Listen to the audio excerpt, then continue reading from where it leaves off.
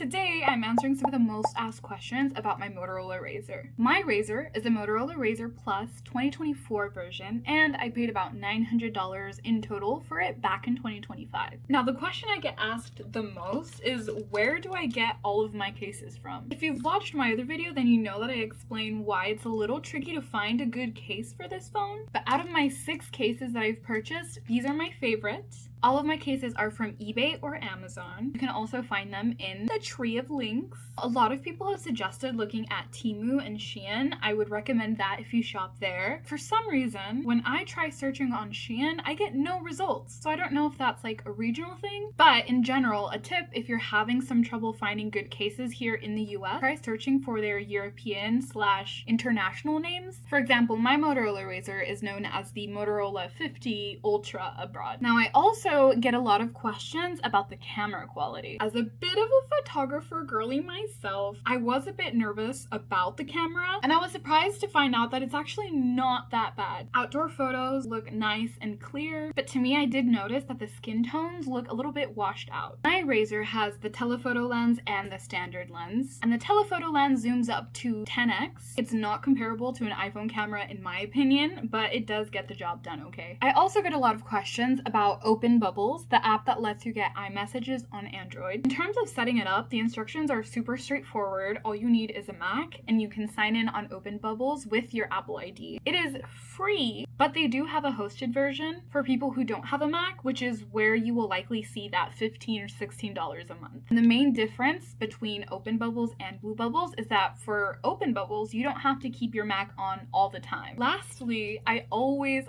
get asked if I still like the phone, and after having it for almost a year now, the answer is still yes. Yes, I love her so much. As I get closer to the 1-year mark, I am noticing that some of the apps are slowing down, or I have to force shut them every once in a while. Overall, I still think the Motorola Razr is a really good option for anyone trying to find a cute, quirky, foldable phone that doesn't cost over $1,000. I really hope this helps, and if you have the Motorola Razr, please drop pictures of it in the comments because I love seeing all the cute cases.